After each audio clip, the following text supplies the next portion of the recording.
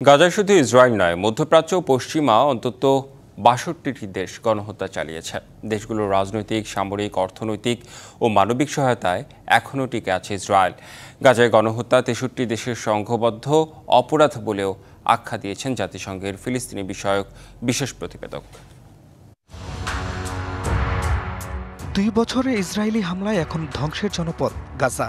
তেল আবিবের গণহত্যায় প্রাণ গেছে ৬৮,০০০-এর বেশি ফিলিস্তিনির। তবে শুধু ইসরায়েল নয়, গাজায় গণহত্যায় দায় আছে আরও ৬২টি দেশের। জাতিসংঘের ফিলিস্তিন বিষয়ক বিশেষ প্রতিবেদক ফ্রান্সেস্কা আলবানিজের প্রতিবেদনে এমনটাই বলা হয়েছে।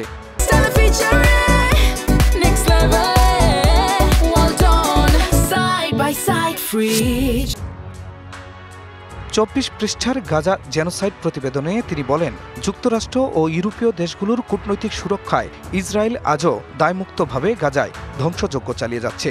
পশ্চিমা দেশগুলো ইসরায়েলকে সভ্য রাষ্ট্র আর ফিলিস্তিনিদের বর্বর হিসেবে গণমাধ্যমে তুলে ধরেছে, যা গাজাবাসীকে হত্যাযোগ্য করে তুলেছে ক্রমেই। ফ্রান্সেস্কা আলবানিজের মতে এসব দেশ ইসরায়েলকে সরাসরি গণহত্যায় সহায়তা করেছে। বলা হয়, গাজায় যুদ্ধবন্ধে নিরাপত্তা পরিষদে আনা প্রস্তাবে ৭ বার ভেটো দেয় ওয়াশিংটন। এছাড়া যুক্তরাজ্য, অস্ট্রেলিয়া, নিউজিল্যান্ড, কানাডা, জার্মানি ও নেদারল্যান্ড সহ ইসরায়েলের জন্য কূটনৈতিক রক্ষাকবচ তৈরি করেছে। প্রতিবেদন অনুযায়ী চীন, Taiwan, Bharat, Italy, Austria, Spain ও ফ্রান্স সহ ১৮টি দেশ অস্ত্র ও গোলাবারুদ সরবরাহ করেছে। এছাড়া অস্ট্রেলিয়া, বেলজিয়াম, কানাডা, ইতালি, যুক্তরাজ্য, যুক্তরাষ্ট্র, জার্মানি সহ ১৯টি দেশ F-35 যুদ্ধবিমানের যন্ত্রাংশ সরবরাহ করেছে।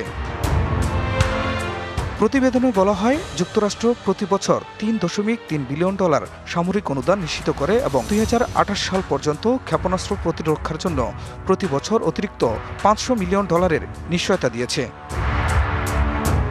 স্পেন ও স্লোভেনিয়া ইসরায়েলের সাথে অস্ত্র চুক্তি বাতিল করলেও অধিকাংশ ইউরোপীয় দেশ এখনও অব্যাহত রেখেছে।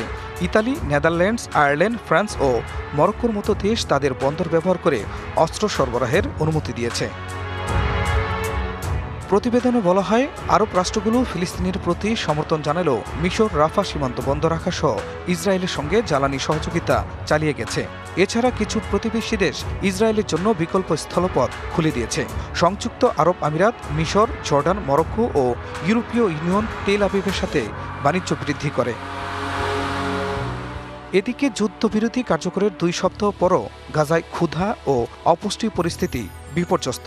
বিশ্ব স্বাস্থ্য সংস্থা বলছে, ইসরায়েলি বাঁধার মুখেও সেখানে যে পরিমাণ খাদ্য সরবরাহ হচ্ছে তা একেবারেই অপ্রতুল। খান মোহাম্মদ মুকুল, ডিবিসি নিউজ ডেস্ক।